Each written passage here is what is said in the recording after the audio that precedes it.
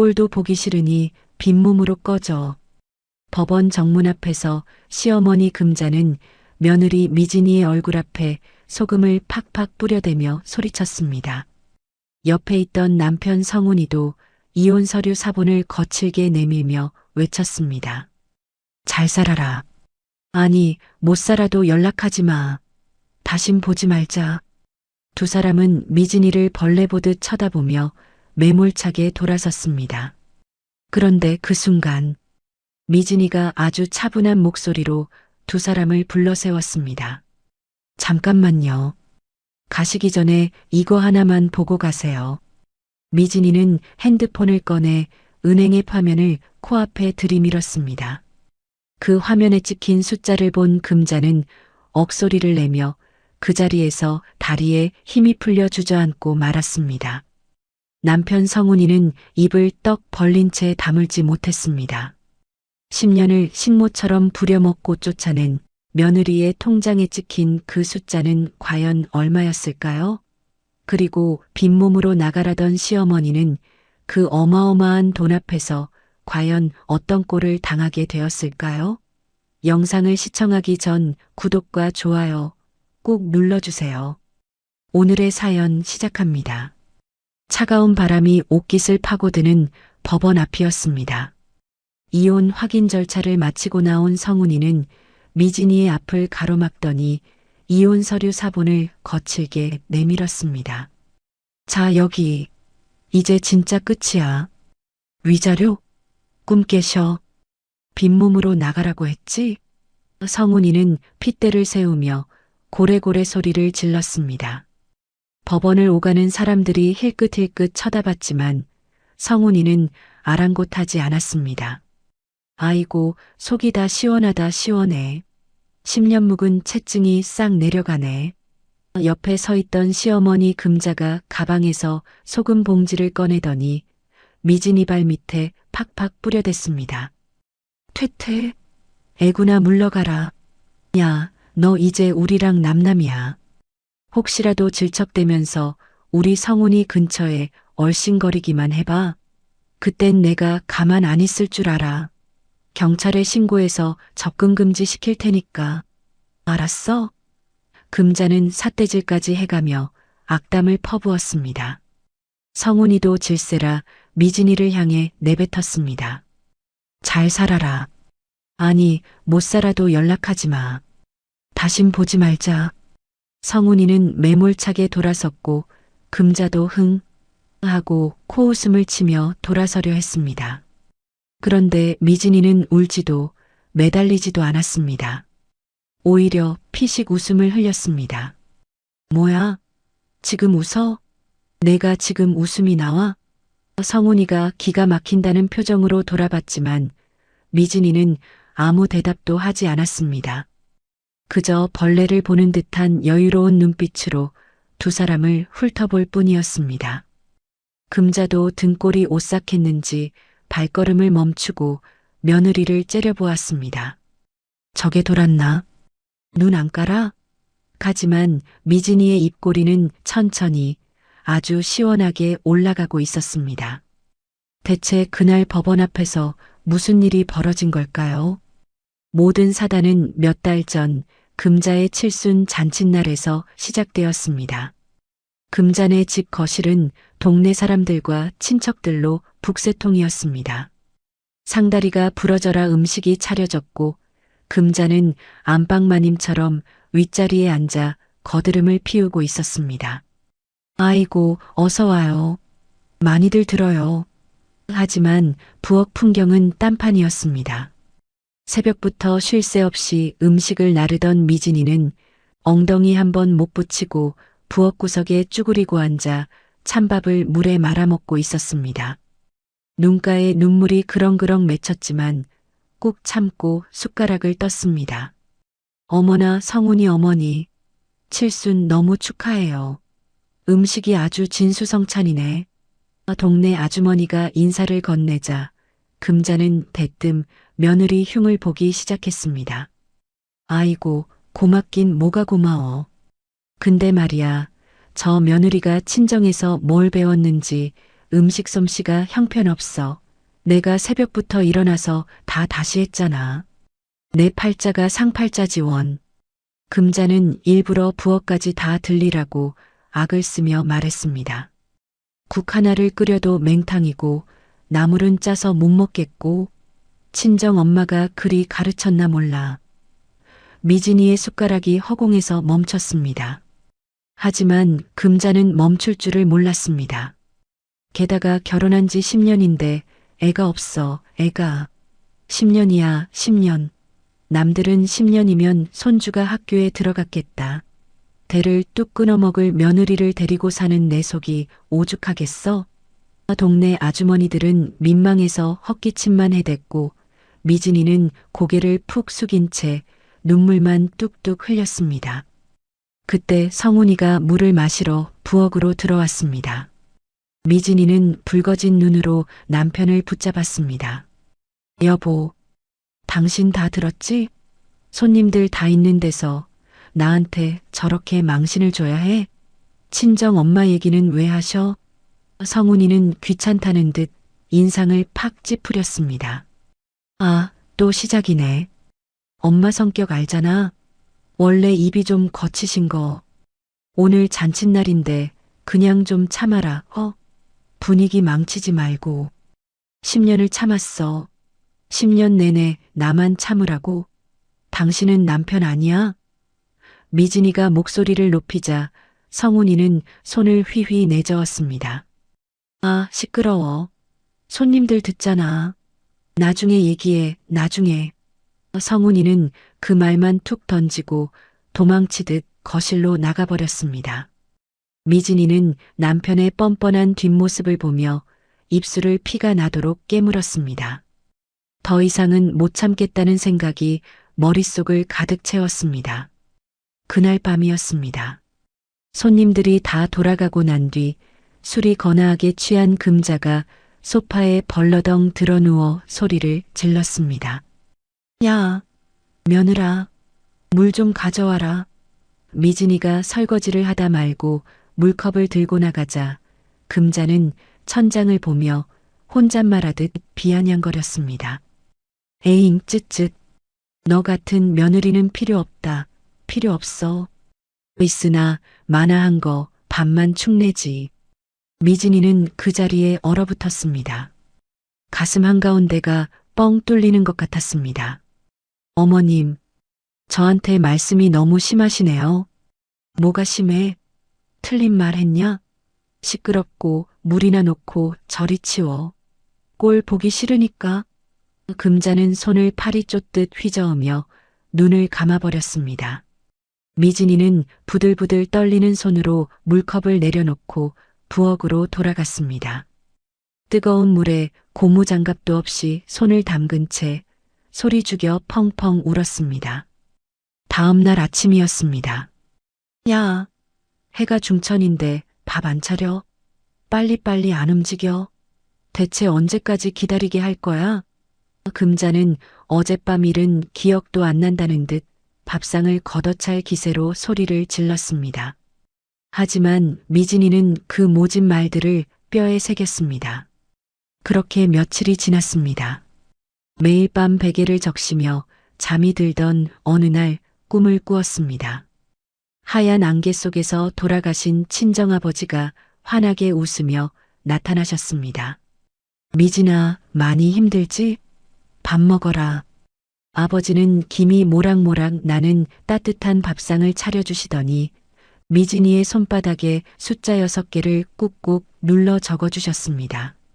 3, 17, 22, 31, 38, 42.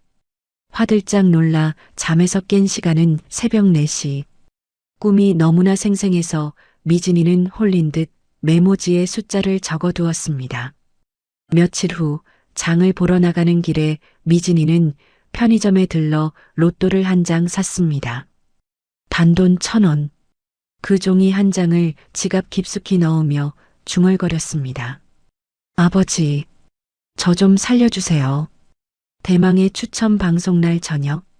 금자와 성훈이는 거실에서 낄낄거리며 TV를 보고 있었고 미진이는 방문을 걸어 잠그고 스마트폰으로 번호를 확인했습니다. 번호를 하나하나 맞춰보던 미진이의 눈동자가 지진이라도 난 듯 흔들렸습니다. 3. 맞아. 17. 맞아. 22. 세상에. 숨이 턱 막혀왔습니다. 31, 38, 42. 전부 다 맞았어. 1등. 세전 30억. 미진이는 입을 틀어막고 바닥에 주저앉았습니다. 심장이 갈비뼈를 부수고 튀어나올 것만 같았습니다. 그때였습니다. 야, 며느라. 밥 안 차리고 방구석에서 뭐해? 방문 밖에서 금자의 앙칼진 고함이 벽을 뚫고 들어왔습니다. 미진이는 퍼뜩 정신을 차렸습니다. 스마트폰을 가슴에 품고 거칠게 숨을 몰아쉬었습니다. 그리고 눈빛이 서늘하게 바뀌었습니다. 절대 들키면 안 돼. 이 돈은 내 목숨줄이야. 미진이는 아무 일 없었다는 듯 방문을 열고 지옥 같은 부엌으로 걸어나갔습니다. 로또 1등에 당첨된 다음 날부터 미진이의 하루는 180도 달라졌습니다. 겉으로는 여전히 새벽 5시에 일어나 밥을 짓고 빨래를 돌리고 금자의 잔소리를 들었지만 속으로는 완전히 다른 사람이 되어 있었습니다. 미진이는 당첨 사실을 아무에게도 알리지 않은 채 시댁 식구들의 진심을 마지막으로 한번 시험해 보기로 결심했습니다. 어느 날 저녁 성훈이가 퇴근하고 돌아온 뒤 거실에서 TV를 보고 있을 때였습니다. 미진이는 조심스럽게 성훈이 옆에 앉았습니다. 여보, 나 할 말이 있어. 성훈이는 TV에서 눈을 떼지 않은 채 건성으로 대답했습니다. 뭔데? 드라마 보잖아. 우리 분가하면 안 될까? 어머님도 건강하시고 이제 우리 둘이 나가서 살아보면 좋겠어. 성훈이의 리모컨을 쥔 손이 딱 멈췄습니다. 성훈이는 고개를 확 돌려 미진이를 쳐다보았습니다. 뭐? 분가? 너 지금 제정신이야? 응. 10년 동안 같이 살았잖아. 이제 우리끼리 오붓하게 살아보고 싶어? 성훈이는 펄쩍 뛰며 소파에서 일어났습니다. 야, 너 지금 무슨 소리 하는 거야? 엄마 혼자 어떻게 두고 나가? 노인네 고독사하라고? 어머님 건강하시잖아. 우리가 가까운 데 살면서 자주 오면 되지. 안 돼. 절대 안 돼. 며느리가 시어머니 모시는 게 당연한 도리지. 어디서 말도 안 되는 소리를 해? 다신 그따위 소리 하지 마. 성훈이는 딱 잘라 거절했습니다. 미진이는 남편의 눈을 가만히 들여다보았습니다. 10년 전에도 같은 대답이었고, 5년 전에도 같은 대답이었고, 지금도 같은 대답이었습니다. 달라진 건 아무것도 없었습니다. 알았어. 안 된다는 거지. 미진이는 담담하게 고개를 끄덕이고 자리에서 일어났습니다. 성훈이는 다시 TV를 보며 아무 일 없었다는 듯 채널을 돌렸습니다. 며칠 뒤 금자가 거실에서 TV를 보다가 미진이를 꽥 불러 세웠습니다. 야, 미진아. 이리 와봐. 미진이가 앞치마를 두르고 나가자 금자는 TV 화면을 손가락으로 쿡쿡 가리켰습니다. 화면에는 어느 연예인이 어머니께 명품 가방을 선물하는 장면이 나오고 있었습니다. 저거 봐라, 저거. 우리 옆집 며느리도 지난주에 이거 사왔어. 이 가방 200만 원짜리래. 200만 원. 금자는 부러운 듯 입맛을 쩝쩝 다시며 혀를 찼습니다. 에휴, 내 팔자야. 남의 집 며느리는 이런 거 사다 주는데 넌 시집 올 때 혼수 하나 제대로 못 해왔으면서 10년 내내 빈손이야, 빈손. 양심도 없지. 미진이는 아무 대답도 하지 않고 묵묵히 서 있었습니다. 금자는 거기서 멈추지 않았습니다. 친정 부모가 그렇게 가르쳤냐? 없는 집안이라 보고 배운 게 없어서 그래. 미진이의 주먹이 꽉 쥐어졌습니다. 돌아가신 아버지까지 들먹이는 건 참을 수 없었습니다. 하지만 미진이는 이를 악물고 참았습니다. 어머님, 저 잠깐 나갔다 올게요. 어딜 가? 저녁 준비는? 금방 다녀올게요. 미진이는 현관문을 나서며 깊게 숨을 들이쉬었습니다. 가슴속에서 시댁 식구들에 대한 마지막 남은 정이 산산이 부서져 내리는 게 느껴졌습니다. 그 무렵 미진이는 농협은행 본점을 찾았습니다. 신분증과 당첨 복권을 지참하고 조용히 은행 문을 열고 들어갔습니다. 창구 직원에게 당첨 복권을 내밀자 직원의 눈이 동그래졌습니다. 어머나, 세상에, 로또 1등 당첨이시네요. 축하드립니다. 직원은 목소리를 낮추며 수령 절차를 안내했습니다. 서류를 작성하고 세금 공제 절차를 밟고 자신의 명의 통장을 내밀었습니다. 잠시 후 통장에 숫자가 찍혔습니다. 세전 30억, 세금을 제하고도 20억이 넘는 금액이었습니다. 미진이는 통장을 두 손으로 꼭 쥐고 한참을 내려다보았습니다. 손끝이 떨렸지만 입가에는 안도의 미소가 번졌습니다. 아버지, 진짜였어. 정말 감사해요. 저 이제 사람답게 살게요. 미진이는 통장을 가방 깊숙이 넣고 은행을 나섰습니다. 집으로 돌아온 미진이는 현관문을 열자마자 금자의 날카로운 목소리를 들었습니다. 어디 갔다 이제 기어들어와. 저녁 시간 다 됐잖아. 빨리빨리 안 해? 미진이는 서둘러 부엌으로 들어가 저녁 준비를 시작했습니다. 그런데 마음이 급하다 보니 손이 미끄러져 금자가 아끼는 화분을 실수로 건드렸습니다. 화분이 바닥으로 떨어지며 와장창 깨져버렸습니다. 뭐야? 무슨 소리야? 금자가 부엌으로 달려왔습니다.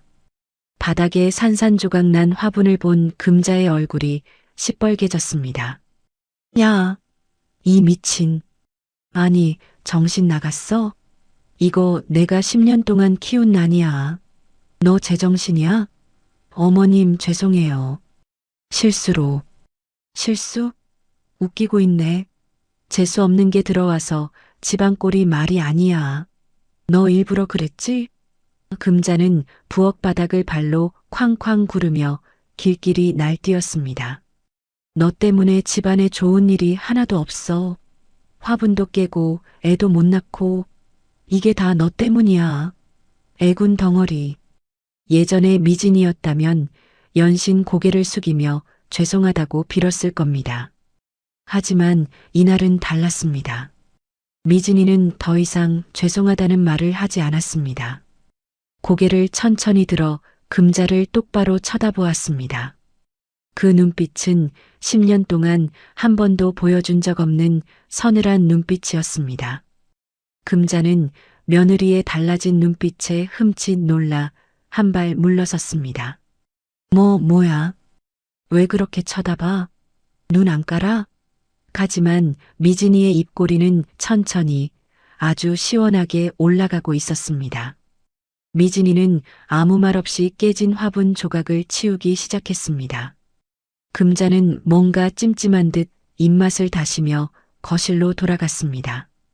그날 밤 미진이는 자기 방에 들어가 문을 잠그고 작은 수첩을 꺼냈습니다. 수첩에는 빼곡하게 계획이 적혀 있었습니다. 변호사 상담 날짜, 아파트 매물 목록, 가게 자리 후보지까지. 미진이는 수첩을 넘기며 조용히 혼잣말을 했습니다. 조금만 더 참자. 아주 처절하게 밟아줄 테니까. 금자의 구박은 날이 갈수록 심해졌고 성훈이의 무관심은 여전했습니다. 다툼의 골은 점점 깊어만 갔지만 미진이는 흔들리지 않았습니다. 이 집에서 나가기 위한 계획이 하나하나 완성되어 가고 있었기 때문이었습니다. 그 무렵 금자는 동네 친구 복순이의 꼬드김에 넘어가 용하다는 점쟁이를 찾아갔습니다.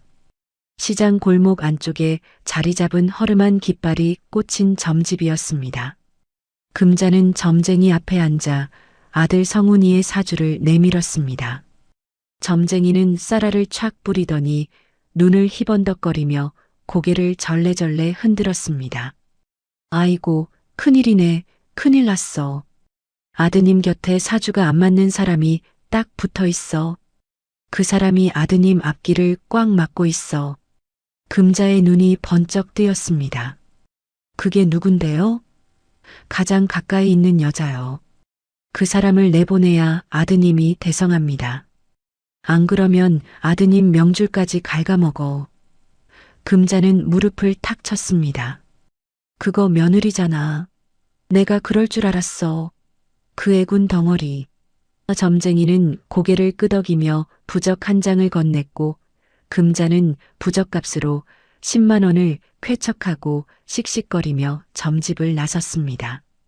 집으로 돌아오는 버스 안에서 금자는 이미 머릿속으로 계획을 세우고 있었습니다. 입꼬리가 귀에 걸릴 듯 올라가 있었습니다. 집에 도착한 금자는 현관문을 벌컥 열고 들어서더니 부엌에서 저녁 준비를 하던 미진이를 불렀습니다. 야, 미진아. 당장 이리 나와봐. 미진이가 앞치마를 두른 채 거실로 나가자 금자는 소파에 떡 버티고 앉아 팔짱을 끼고 있었습니다. 표정이 심상치 않았습니다. 어머님, 무슨 일이세요? 앉아. 미진이가 맞은편에 앉자 금자는 단도직입적으로 말을 꺼냈습니다. 오늘 용안 점집에 갔다 왔다. 점집이요? 그래. 거기서 그러는데 내 사주가 우리 성훈이 앞길을 꽉 막고 있대. 애군 덩어리란다. 미진이는 귀를 의심했습니다. 어머님, 그게 무슨... 그러니까 나가. 당장 짐 싸. 금자는 손바닥으로 소파를 탁 내리쳤습니다. 내가 이 집에 있는 한 성훈이한테 좋은 일이 안 생긴다고. 점쟁이가 그러는데 내가 왜 거짓말을 해?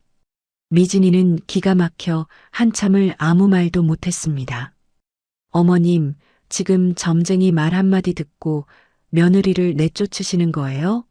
진심이세요? 미신은 무슨 미신이야. 용하다는 사람이 그렇다는데. 나가. 금자는 벌떡 일어나 미진이의 방문을 열어젖혔습니다. 오늘 당장은 아니더라도 이번 주 안에 짐 싸서 나가. 방 빼. 알았어? 미진이는 떨리는 다리로 겨우 서서 금자를 바라보았습니다. 그때 현관문이 열리며 성훈이가 퇴근하고 들어왔습니다. 미진이는 남편을 보자마자 다급하게 말했습니다. 여보, 어머님이 나보고 짐 싸서 나가래. 무슨 점쟁이가 내 사주가 어쩌고 하면서. 성훈이는 구두를 벗다 말고 미진이와 금자를 번갈아 쳐다보았습니다. 엄마, 이게 무슨 소리야? 또 왜 그래? 너도 들었잖아. 점쟁이가 2년 내보내야 내가 산다고 했다니까? 내보내야 돼. 엄마, 그건 좀. 성훈이가 머뭇거리자 금자가 목소리를 높였습니다. 좀 뭐가 좀이야. 내 인생이 안 풀리는 게 다 2년 때문이라고. 엄마 말이 틀려? 성훈이는 한숨을 푹 내쉬더니 미진이를 보며 말했습니다. 미진아, 엄마가 저렇게까지 말씀하시는데 당분간만 친정에 가 있어라. 응? 엄마 좀 잠잠해지면 내가 데리러 갈게. 미진이는 남편의 얼굴을 멍하니 바라보았습니다. 당분간? 당분간이 언젠데? 나한테 나가라는 거야, 지금? 그게 아니라 잠깐만. 잠깐이 아니잖아. 당신은 항상 그랬어. 잠깐만, 좀만 참아, 나중에. 10년 동안 나중에만 말했잖아. 성훈이는 고개를 떨구며 아무 대답도 하지 못했습니다. 미진이는 남편에 대한 마지막 기대마저 무너지는 게 느껴졌습니다. 미진이는 떨리는 숨을 한번 크게 들이쉬더니 차가운 표정으로 입을 열었습니다. 알겠어요. 나갈게요. 금자는 귀를 의심하며 되물었습니다. 뭐, 진짜? 네. 어머님 뜻대로 할게요. 나가겠습니다. 금자는 예상보다 순순히 나간다는 며느리의 대답에 잠깐 어리둥절했지만 이내 신이 나서 두 손을 마주쳤습니다. 잘 생각했어. 그래, 그렇게 나가는 게 서로 좋은 거야. 아이고 속 시원해. 금자는 곧바로 거실로 돌아가 전화기를 집어들었습니다. 여보세요? 복순아, 나야 나. 드디어 알턴이를 뺐어. 내보냈다고. 금자는 동네방네 전화를 돌리며 며느리가 나간다고 떠벌리기 시작했습니다. 그래, 점쟁이 말이 맞았어. 이제 우리 성훈이 앞길이 확 트이겠지? 경사났네. 금자의 들뜬 목소리가 집안 가득 울려 퍼졌습니다. 미진이는 그 소리를 뒤로 한 채 방에 들어가 조용히 짐을 챙기기 시작했습니다. 옷가지를 하나하나 가방에 넣으면서 옷장 깊숙이 숨겨두었던 로또 당첨 용지와 통장을 꺼내 품에 안았습니다. 이 작은 종이 한 장과 통장 하나가 미진이의 전부였지만 그 안에는 30억이라는 숫자가 들어 있었습니다. 미진이는 가방 안쪽 주머니에 통장을 깊숙이 넣고 지퍼를 꼭 잠갔습니다. 짐을 다 싸고 방을 나서려는데 금자가 부엌 쪽에서 소리를 질렀습니다. 야, 미진아. 냉장고에 있는 반찬은 건드리지 마라. 다 우리 성훈이 먹을 거야. 손도 대지 마. 미진이는 피식 웃었습니다. 냉장고 반찬 걱정을 하는 시어머니가 참 대단하다는 생각이 들었습니다. 네, 어머님. 안 건드릴게요. 미진이는 담담하게 대답하고 현관으로 향했습니다. 성훈이가 현관 앞에 서 있었습니다. 무슨 말이라도 할 것 같은 표정이었지만 입만 달싹거릴 뿐 끝내 아무 말도 하지 못했습니다. 미진이는 성훈이를 한번 바라보았습니다. 10년 동안 고마웠어. 성훈이는 고개를 떨구었습니다. 미진이는 더 이상 아무 말도 하지 않고 현관문을 열었습니다. 문을 나서며 뒤도 돌아보지 않았습니다. 차가운 바깥 공기가 미진이의 볼을 스쳤습니다. 미진이는 가방끈을 꽉 쥐고 걸음을 옮기며 속으로 되뇌었습니다. 이 집과의 인연은 여기까지야. 잘 있어라. 지긋지긋한 집구석아. 현관문이 닫히는 소리가 복도에 울려 퍼졌지만 안에서는 금자가 전화통을 붙잡고 웃음꽃을 피우고 있었습니다. 그래. 이제 속이 다 시원하다니까.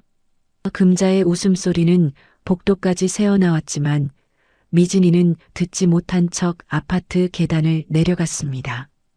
미진이의 발걸음은 10년 만에 처음으로 가벼웠습니다. 미진이가 친정으로 간 동안 금자는 하루도 쉬지 않고 바쁘게 움직였습니다. 며느리를 빈털터리로 내보내겠다는 생각뿐이었습니다. 금자는 동네 복순이한테 소개받은 변호사 사무실을 찾아갔습니다. 사무실 문을 열고 들어가자 젊은 변호사가 금자를 맞았습니다. 어머니, 어떤 일로 오셨습니까?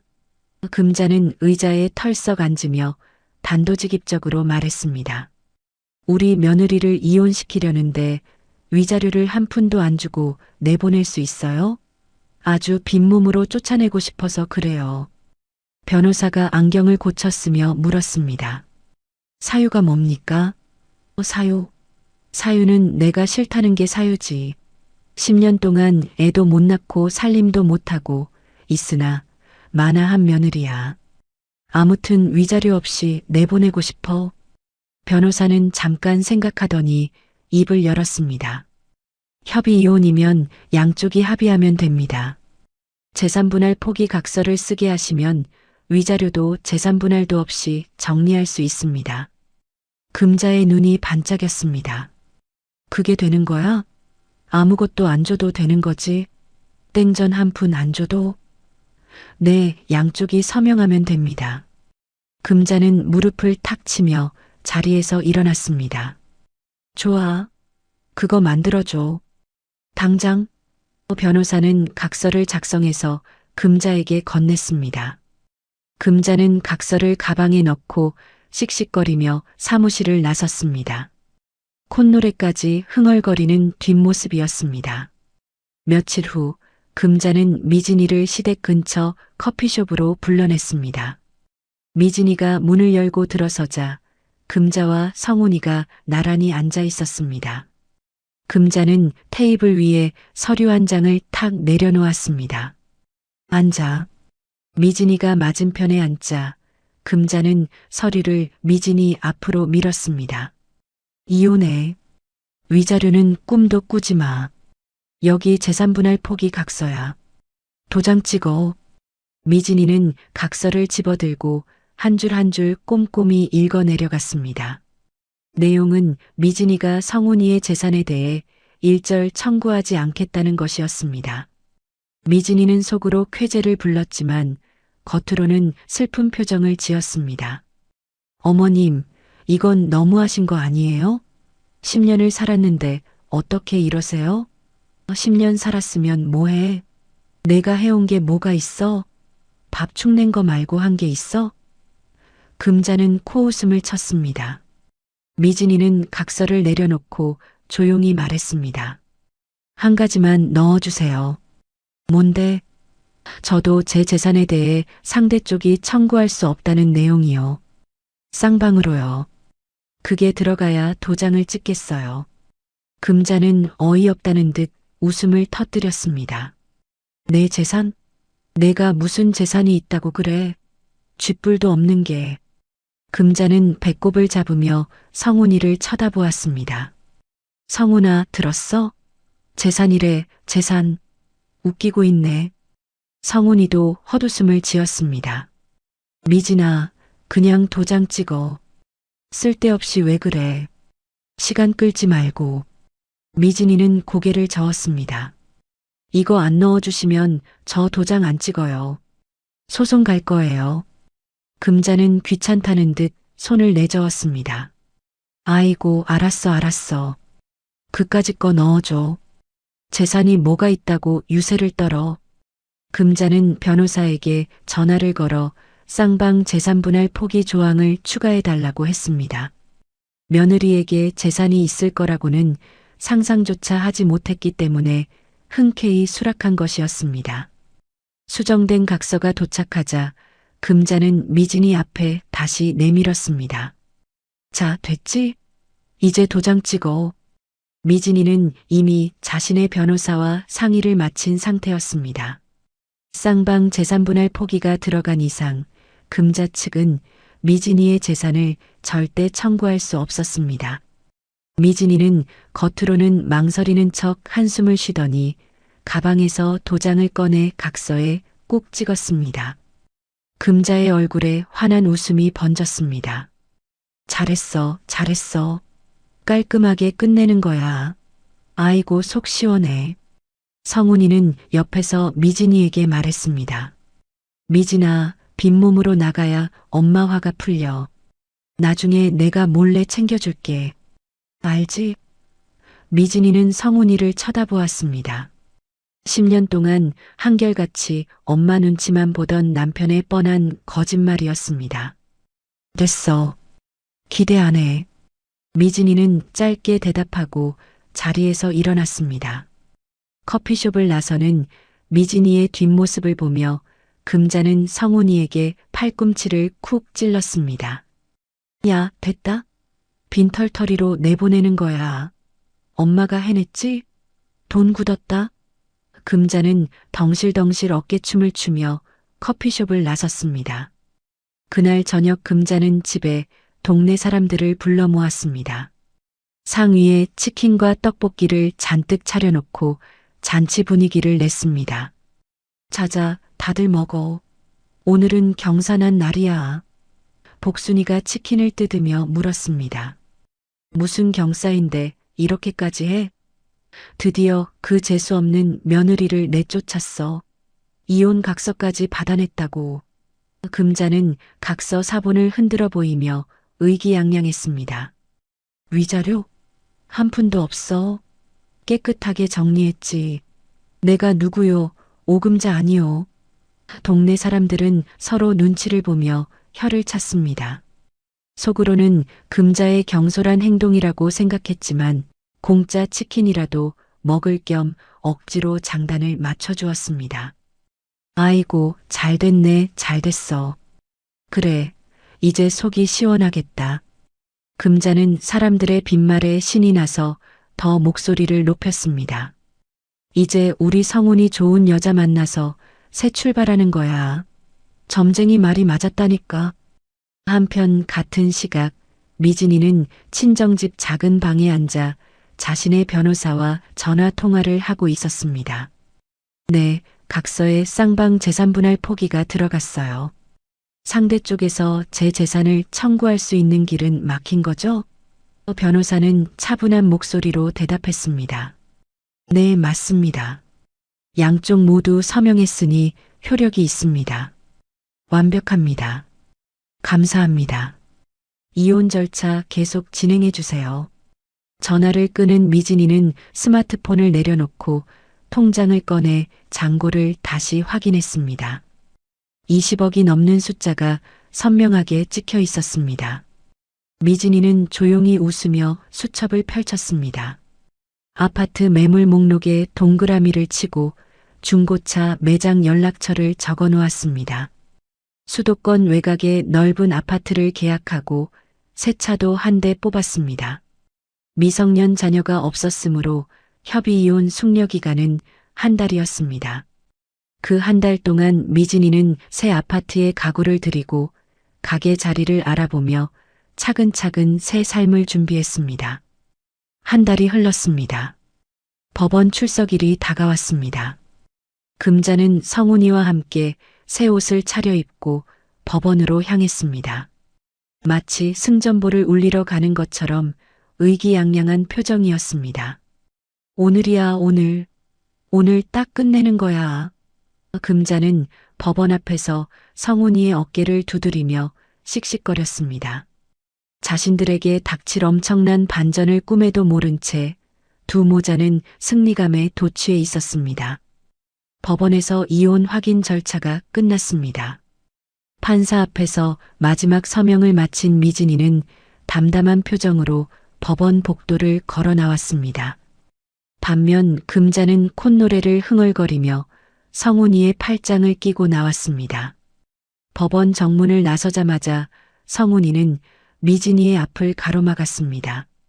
이혼 서류 사본을 거칠게 내밀며 고래고래 소리를 질렀습니다. 자, 여기. 이제 진짜 끝이야. 금자도 소금을 뿌리는 신용을 하며 기세등등하게 한마디 보탰습니다. 퇴퇴. 이제 남남이야. 우리 성훈이 근처에 얼씬도 하지 마. 알았어? 재수없게 어디서 들러붙으려고. 성훈이는 서류를 바닥에 툭 떨어뜨리더니 매몰차게 돌아섰습니다. 잘 살아라. 아니, 못 살아도 연락하지 마. 다신 보지 말자. 금자도 볼일 끝났다는 듯 돌아서려 했습니다. 그때였습니다. 어머님, 잠깐만요.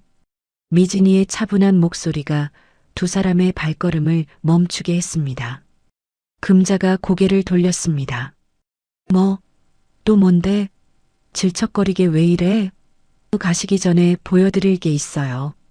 미진이는 가방에서 핸드폰을 꺼냈습니다. 금자는 코웃음을 쳤습니다. 보여줄 게 있긴 뭐가 있어. 우리 바쁜 사람이야. 빨리 꺼져. 성훈이도 귀찮다는 듯 돌아보았습니다. 미진이는 아무 말 없이 핸드폰 화면을 켰습니다. 은행 앱을 열어 통장 잔고를 띄운 뒤 두 사람 앞에 내밀었습니다. 금자는 대수롭지 않게 화면을 힐끗 쳐다보았습니다. 그런데 그 순간 금자의 표정이 굳어졌습니다. 눈이 점점 커지더니 숫자를 세기 시작했습니다. 이게 뭐야? 하나, 둘, 셋, 넷. 10억? 이게 몇 자리야? 성훈이도 고개를 쑥 내밀고 화면을 들여다보았습니다. 화면 가득 찍힌 숫자는 20억이 넘는 금액이었습니다. 성훈이의 입이 떡 벌어졌습니다. 이게 뭐야? 이 돈 다 뭐야?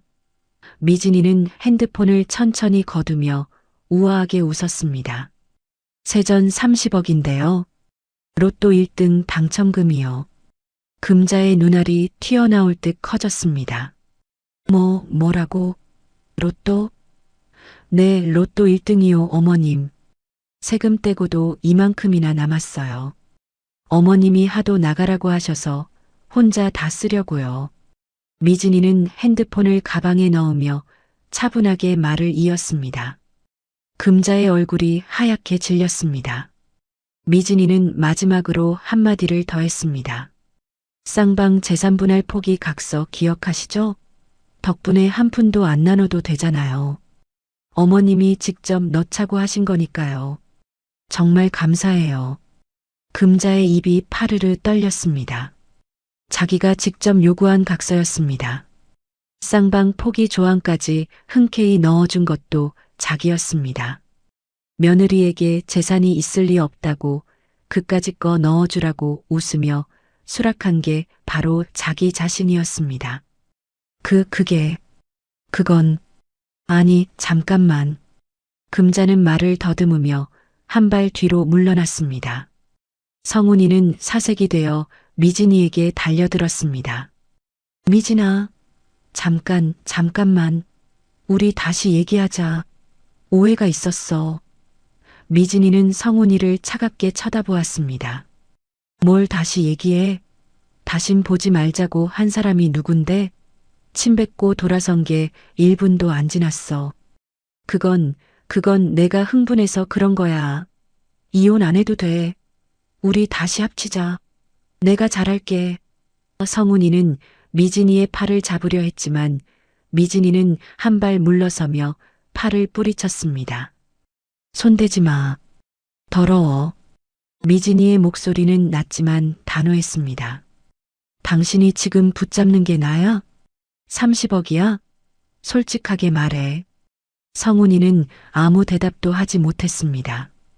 미진이는 한심하다는 듯 고개를 저었습니다.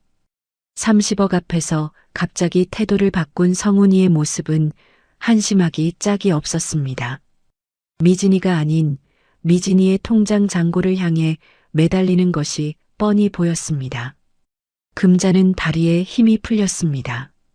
뒷목을 잡고 비틀거리더니 그 자리에서 그대로 주저앉아 버렸습니다. 아이고, 30억? 내 돈. 저게 다 내 돈인데. 금자는 주저앉은 채 허공을 더듬거렸습니다. 법원 앞을 지나가던 사람들이 하나둘 발걸음을 멈추고 이 광경을 바라보았습니다.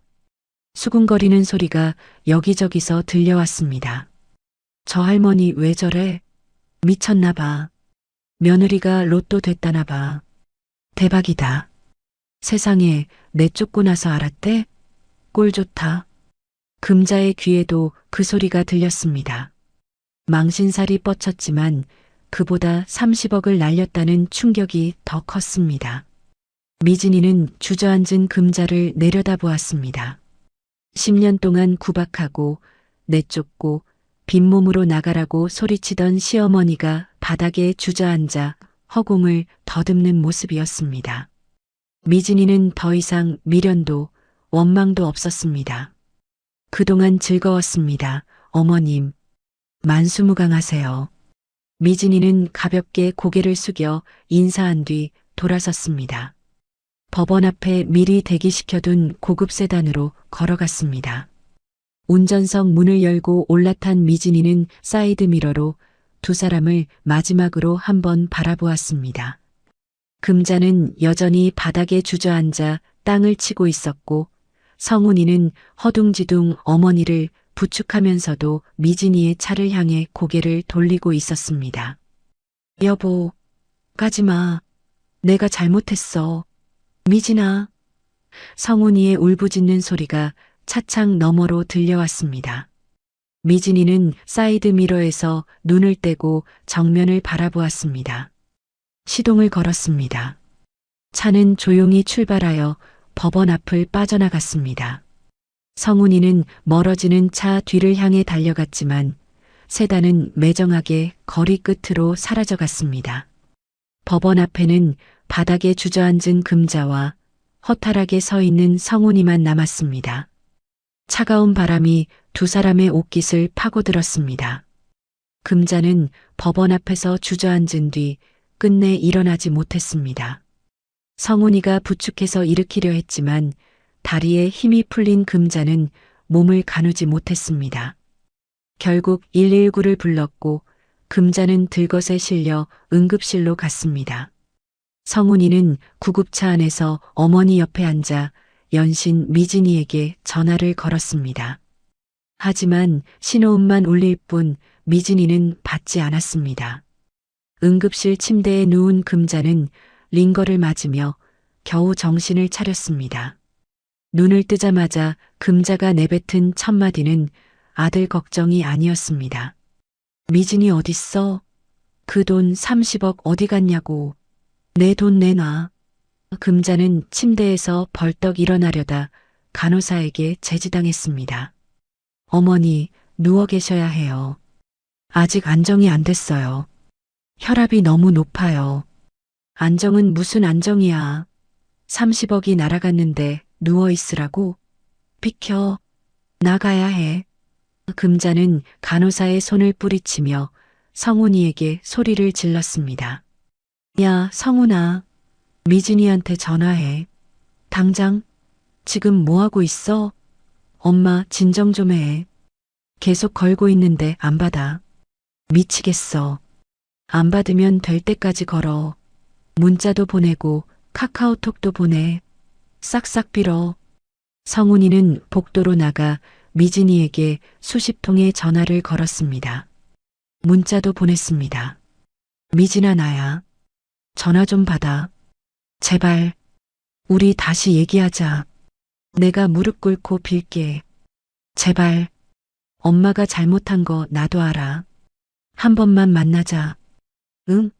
하지만 전화는 단 한 통도 연결되지 않았고 문자에도 답은 오지 않았습니다. 미진이는 이미 번호를 바꾼 뒤였습니다. 성훈이는 힘없이 복도 의자에 주저앉았습니다. 연락할 방법이 아무것도 없었습니다. 이틀 뒤 금자가 퇴원했습니다. 성훈이가 택시를 잡아 집으로 데려왔는데 현관문을 열자마자 두 사람은 할 말을 잃었습니다. 집안 꼴이 엉망이었습니다. 싱크대에는 설거지가 산더미처럼 쌓여 있었고 냉장고를 열어보니 텅 비어 있었습니다. 빨래 바구니에는 더러운 옷가지가 넘쳐 흘렀습니다. 금자는 거실 소파에 털썩 앉으며 집안을 둘러보았습니다. 이게 뭐야? 며칠 사이에 집이 이 모양이 됐어? 귀신 나오겠다. 성훈이는 냉장고 앞에서 한숨을 내쉬었습니다. 엄마, 밥 어떡해? 반찬이 하나도 없어. 물도 없네. 배달시켜. 치킨이든 뭐든. 아무거나 시켜. 금자는 짜증을 부렸지만 속으로는 뼈저리게 느끼고 있었습니다. 10년 동안 미진이가 새벽부터 일어나 밥을 짓고 반찬을 만들고 빨래를 하고 집안 구석구석을 치우던 것이 떠올랐습니다. 그 모든 걸 당연하게 여겼었습니다. 며느리가 없으니 집이 단 며칠 만에 이 꼴이 났습니다. 그날부터 금자와 성훈이의 식사는 배달 음식뿐이었습니다. 치킨, 짜장면, 족발이 돌아가며 식탁에 올랐습니다. 사흘째 배달 음식을 뜯던 성훈이가 젓가락을 내려놓으며 중얼거렸습니다. 미진이가 끓여준 김치찌개 먹고 싶다. 진짜 맛있었는데. 금자는 그 말에 화를 버럭 냈습니다. 그 이름 입에 올리지 마. 재수없게. 그년이 우리 돈 30억을 들고 튄 거야. 도둑년. 엄마, 그건 원래 미진이 돈이잖아. 미진이가 산 로또야. 억지 좀 부리지 마. 뭐? 너 지금 엄마한테 대드는 거야? 너 누구 편이야? 금자는 젓가락으로 식탁을 탁 내리쳤습니다. 성훈이는 더 이상 말을 하지 않고 방으로 들어가 버렸습니다. 집안에는 차가운 침묵만 흘렀습니다. 그로부터 몇 주가 지났습니다. 금자는 소화가 안 되고 속이 쓰리다며 자주 알아누웠습니다. 성훈이가 병원에 가보자고 했지만 금자는 괜찮다며 버텼습니다. 하지만 증상은 점점 심해졌고 결국 성훈이가 억지로 금자를 데리고 병원을 찾았습니다. 검진 결과를 기다리는 동안 금자는 병원 대기실 의자에 앉아 불안한 표정을 감추지 못했습니다. 의사가 진료실 문을 열고 두 사람을 불러들였습니다. 보호자분도 같이 들어오세요. 성훈이는 금자 옆에 앉았습니다. 의사는 모니터 화면을 가리키며 입을 열었습니다. 검사 결과 초기 위암입니다. 수술이 시급합니다. 금자의 얼굴에서 핏기가 싹 빠졌습니다. 위암이요? 내가 암이라고요? 네. 다행히 초기에 발견해서 수술하면 회복 가능성이 높습니다. 하지만 빨리 진행하셔야 합니다. 성훈이도 멍하니 의사의 말을 듣고 있었습니다. 진료실을 나온 두 사람은 한참을 아무 말도 하지 못했습니다. 금자는 복도 벤치에 앉아 고개를 떨구었습니다. 성훈아, 수술비가 얼마나 들까? 우리 돈 없잖아. 모르겠어, 엄마. 알아봐야지. 어떻게든 되겠지. 성훈이는 원무과에 가서 대략적인 수술비를 물어보았습니다. 수술비에 입원비, 간병비까지 합치면 적지 않은 금액이었습니다. 성훈이의 월급으로는 감당하기 빠듯했습니다. 엄마, 수술비가 좀 많이 나와. 대출이라도 받아야 하나? 얼마나? 많이 비싸?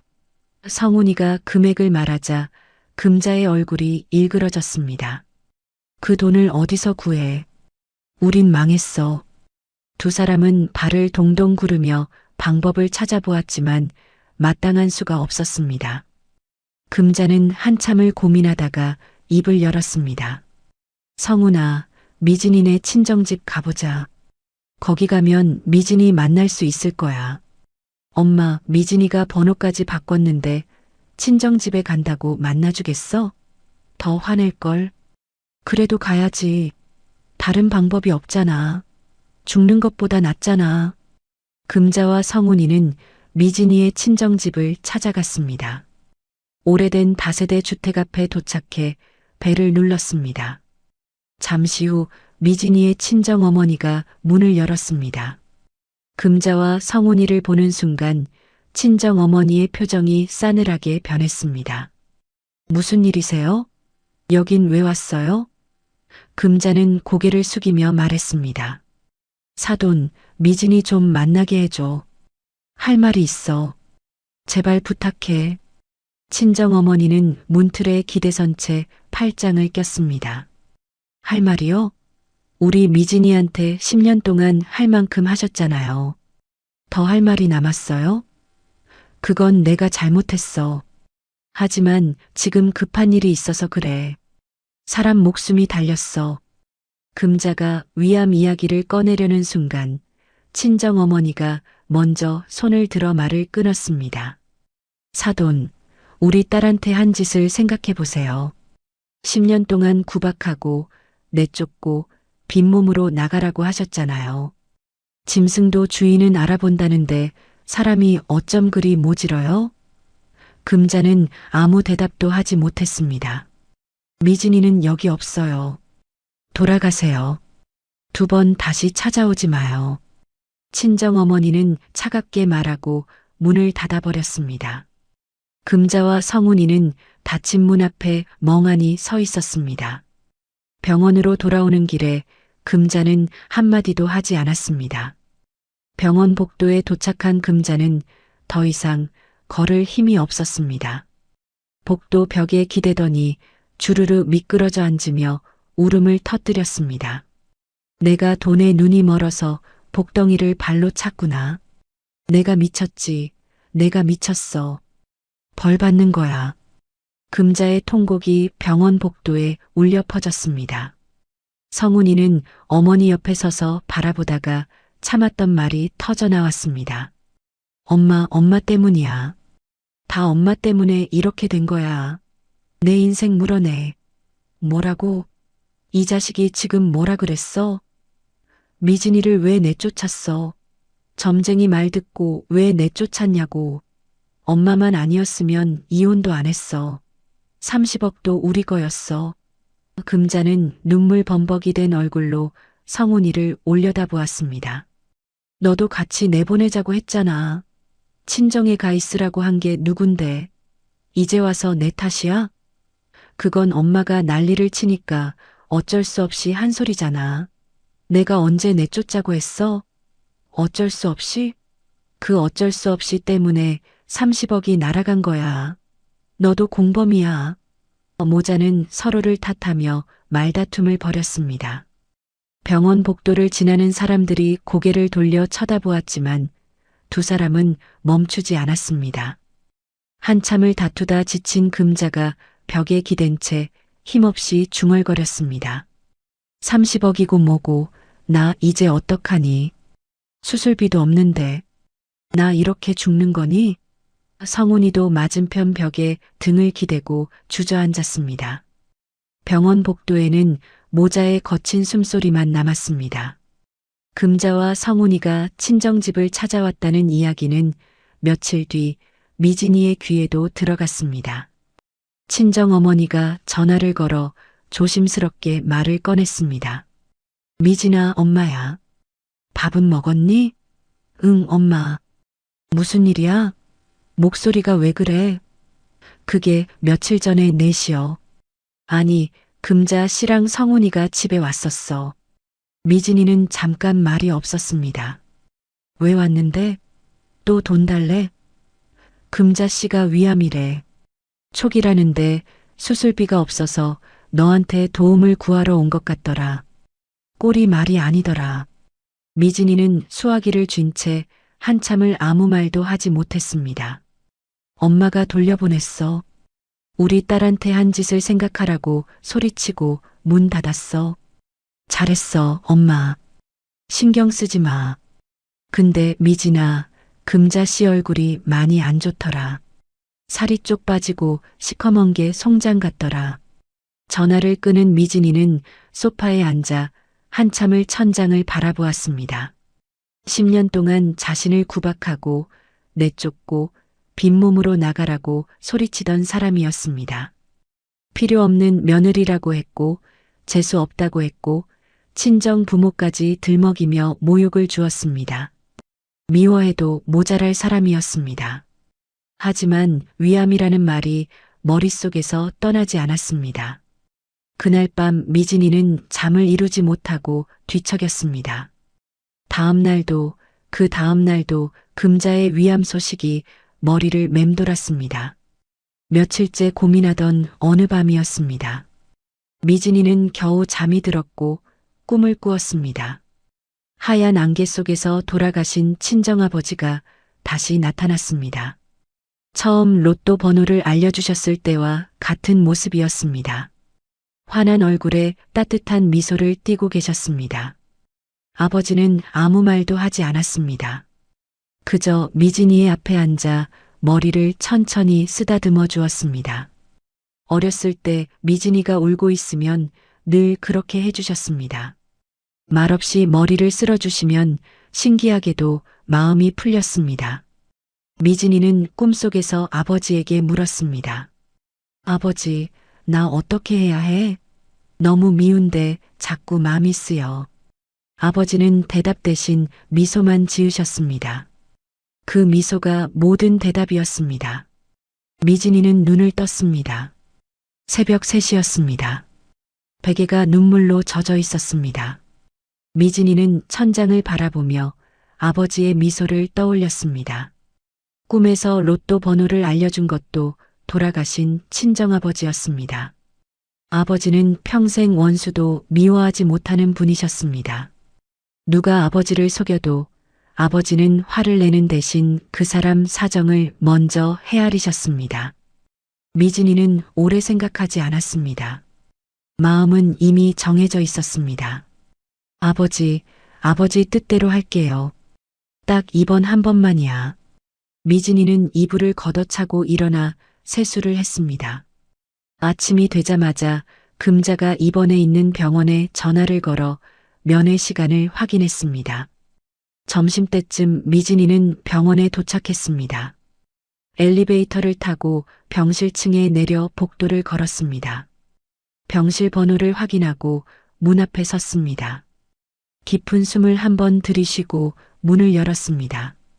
병실 안에는 금자가 침대에 누워 있었고 성훈이가 보호자 의자에 앉아 졸고 있었습니다. 문 여는 소리에 성훈이가 먼저 고개를 들었습니다. 미진이를 보는 순간 성훈이의 눈이 휘둥그레졌습니다. 미진아? 너야? 성훈이의 목소리에 금자도 고개를 돌렸습니다. 금자는 며칠 사이에 눈에 띄게 수척해져 있었습니다. 광대뼈가 붉어지고 눈 밑에 그늘이 짙었습니다. 금자는 미진이를 보자 믿기지 않는 듯 눈을 비볐습니다. 미진아, 아가. 금자의 목소리가 떨렸습니다. 내가 여긴 웬일이냐? 꿈이냐 생시냐? 미진이는 병실 안으로 들어가 침대 옆 의자에 앉았습니다. 금자와 눈이 마주쳤습니다. 10년 동안 미진이를 구박하던 그 사나운 눈이 아니었습니다. 풀이 죽은 겁에 질린 노인의 눈이었습니다. 금자의 눈에서 눈물이 주르르 흘러내렸습니다. 금자는 떨리는 손으로 미진이의 손을 잡았습니다. 미진아, 내가 잘못했다. 내가 죽을 죄를 졌다. 미진이는 아무 말 없이 금자를 바라보았습니다. 돈 때문에 그러는 거 아니야. 내가 너한테 너무 모질게 했어. 10년 동안 너무 못되게 굴었어. 내가 천벌을 받는 거야. 금자는 목이 메어 말을 잇기 힘들어했습니다. 점쟁이 말 듣고 너를 내쫓다니 내가 미쳤지. 내가 짐승만도 못했어. 미진이는 금자의 손을 가만히 내려다보았습니다. 뼈만 앙상하게 남은 손이었습니다. 10년 전 처음 시댁에 왔을 때 이 손으로 밥상을 차려주시던 기억이 어렴풋이 떠올랐습니다. 결혼 초에는 나쁘지 않았습니다. 언제부터 이렇게 틀어진 건지 알 수 없었지만 처음부터 나쁜 사람은 아니었습니다. 성훈이가 미진이 앞에 무릎을 꿇었습니다. 미진아, 나도 잘못했어. 10년 동안 당신 편을 한 번도 못 들었어. 내가 바보였어.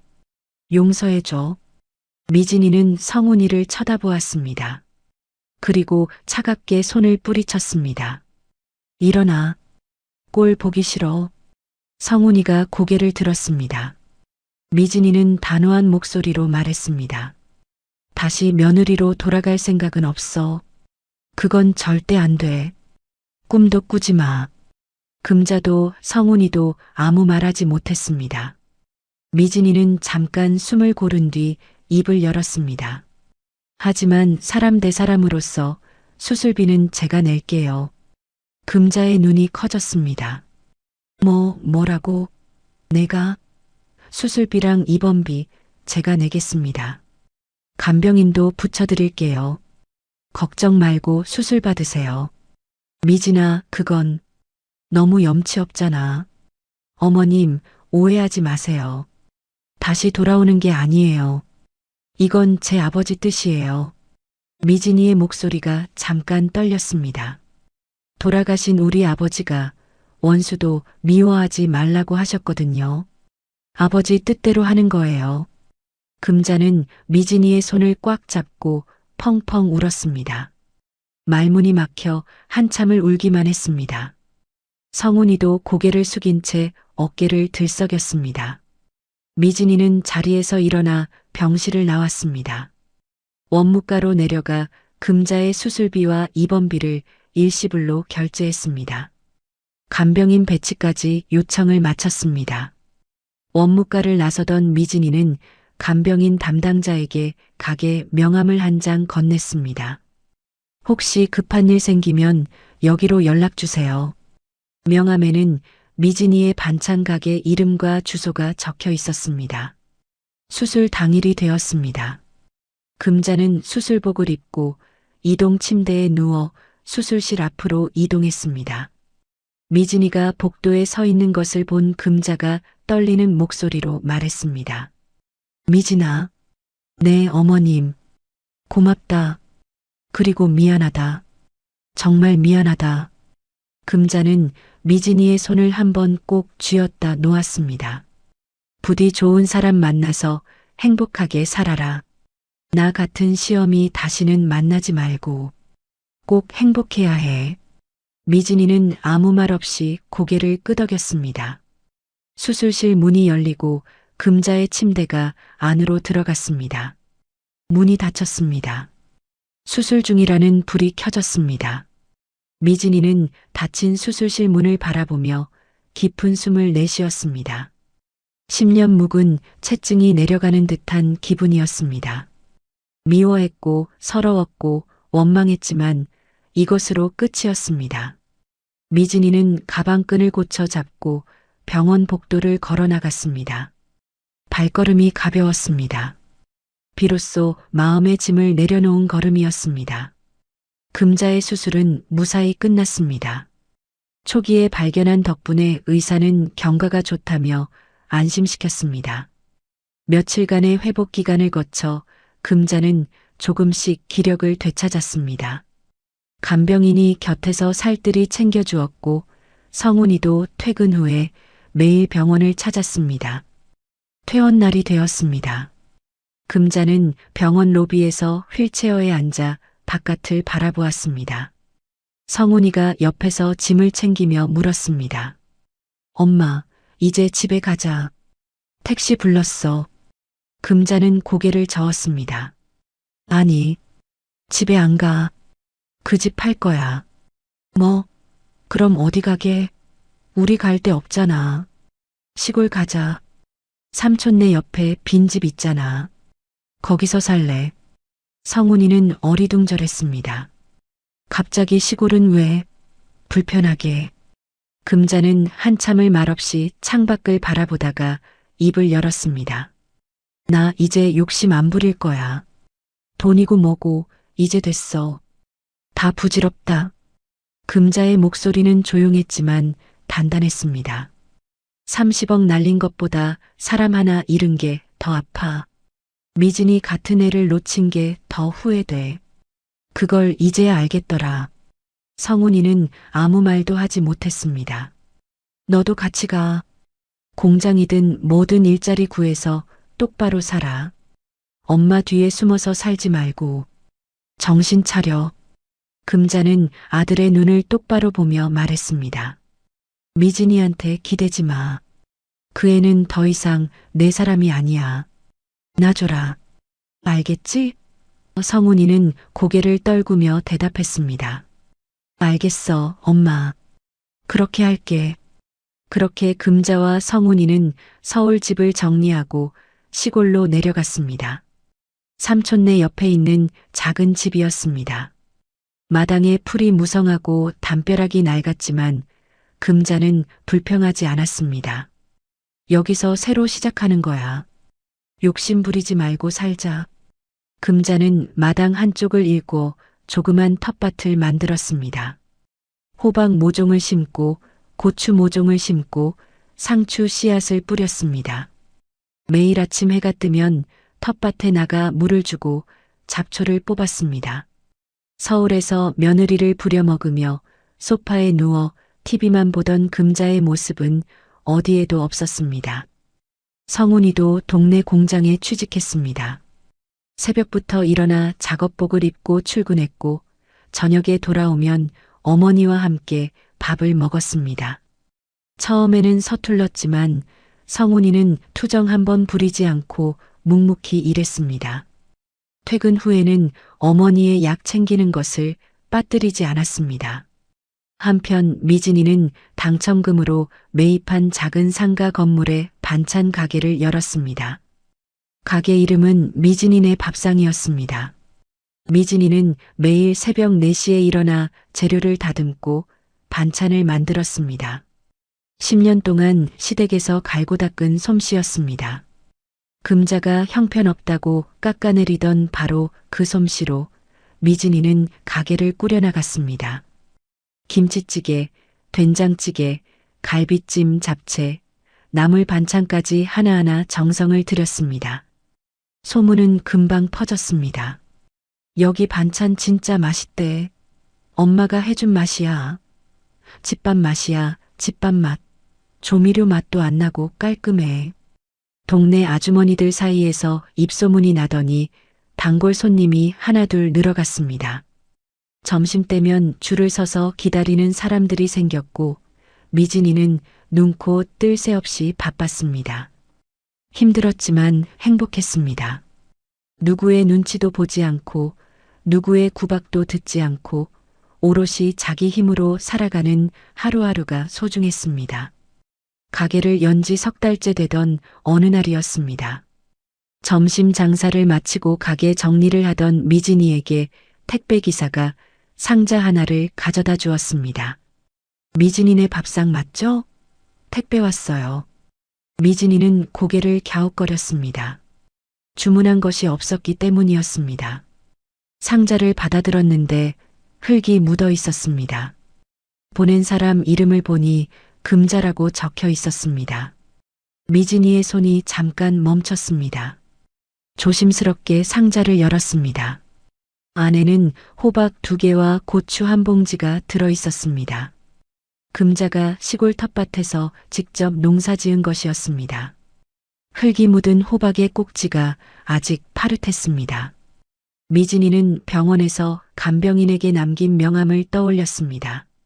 금자가 그 명함의 주소를 보고 택배를 보낸 것이었습니다. 호박 밑에 편지 한 장이 깔려 있었습니다. 접힌 편지를 펼치자 삐뚤빼뚤한 글씨가 보였습니다. 노인 특유의 떨리는 필체였습니다. 미진아, 밥 잘 챙겨 먹어라. 항상 고맙다. 딱 2줄이었습니다. 미진이는 편지를 들고 한참을 서 있었습니다. 코끝이 찡해지며 눈시울이 붉어졌습니다. 10년 동안 단 한 번도 고맙다는 말을 하지 않던 사람이었습니다. 형편없다, 재수없다, 필요 없다는 말만 들었습니다. 그런데 삐뚤빼뚤한 글씨로 고맙다고 적어보낸 것이었습니다. 미진이는 편지를 가게 계산대 서랍에 고이 넣어두었습니다. 그리고 가게 냉장고를 열었습니다. 깍두기, 멸치볶음, 어묵볶음, 김치, 된장. 미진이는 밑반찬을 한가득 담아 상자에 넣었습니다. 보내는 사람 란에 미진이네 밥상이라고 적고 금자의 시골 주소를 적어 택배를 보냈습니다. 며칠 후 금자에게 택배가 도착했습니다. 금자는 상자를 열고 가지런히 담긴 밑반찬을 보며 한참을 말이 없었습니다. 성훈이가 퇴근하고 돌아와 상자를 보더니 물었습니다. 엄마, 이거 누가 보낸 거야? 맛있는 냄새 나네. 미진이가 보냈어. 성훈이도 말이 없어졌습니다. 금자는 밑반찬을 하나하나 냉장고에 넣으며 혼잣말을 했습니다. 그 애가 최고였어. 내가 복을 걷어찼지. 미진이만 한 애가 없었는데. 그 뒤로 금자와 미진이 사이에 택배가 오가기 시작했습니다. 금자는 텃밭에서 거둔 채소를 보냈고 미진이는 직접 만든 밑반찬을 보냈습니다. 전화 한 통 없이 택배 상자만으로 두 사람은 서로의 안부를 주고받았습니다. 다시 며느리와 시어머니 사이는 아니었지만 편안한 남남으로서 서로를 챙기는 사이가 되었습니다. 금자는 동네 노인정에 나가면 늘 미진이 자랑을 했습니다. 우리 전 며느리가 최고였어. 손맛이 기가 막혀. 이거 먹어봐. 노인정 할머니들이 맞장구를 쳐주면 금자는 씁쓸하게 웃었습니다. 근데 내가 복을 걷어찼지 뭐. 점쟁이 말 듣고 내쫓다니 내가 바보야 바보. 할머니들은 혀를 끌끌 차며 안타까워했습니다. 금자는 그때마다 하늘을 올려다보며 중얼거렸습니다. 미진아, 잘 살아라. 꼭 행복해라. 나보다 100배 1000배 행복해야 해. 어느 늦가을 저녁이었습니다. 미진이는 가게 문을 닫고 퇴근하는 길이었습니다. 하루 종일 바빴지만 뿌듯한 하루였습니다. 단골 할머니가 여기 반찬 먹고 며느리랑 사이가 좋아졌다며 고맙다고 인사를 했고 새로 이사 온 젊은 부부가 밑반찬을 한가득 사갔습니다. 미진이는 가게 셔터를 내리고 걸음을 옮기다가 문득 하늘을 올려다보았습니다. 밤하늘에 보름달이 떠 있었습니다. 환하고 둥근 달이었습니다. 미진이는 달을 보며 조용히 속삭였습니다. 아버지, 나 이제 진짜 행복해요. 아버지 덕분이에요. 차가운 가을바람이 미진이의 머리카락을 살랑 흔들었습니다. 마치 아버지가 머리를 쓰다듬어 주시는 것 같았습니다. 미진이는 웃었습니다. 10년 만에 처음으로 아무 걱정 없이 웃었습니다. 따스한 봄 햇살 아래 각자의 자리에서 열심히 살아가는 이들의 모습 위로 돈보다 귀한 것은 사람의 진심이라는 나직한 속삭임이 바람결에 실려왔습니다. 오늘의 이야기 어떻게 들으셨나요? 10년 동안 구박받고 쫓겨난 미진이는 30억이라는 행운을 손에 쥐고도 복수 대신 베풀물 택했습니다. 돈이 아무리 많아도 사람의 진심을 사고 팔 수는 없습니다. 금자는 며느리를 잃고 나서야 그 진심의 무게를 알았고 미진이는 아버지의 가르침대로 원망 대신 용서를 선택하며 진짜 행복을 찾았습니다. 이야기를 끝까지 들어주신 분이 계시다면 잘 들었다고 댓글 하나만 남겨주세요. 사연TV는 오늘 하루도 여러분의 마음에 사랑과 행복이 가득하길 바랍니다. 감사합니다.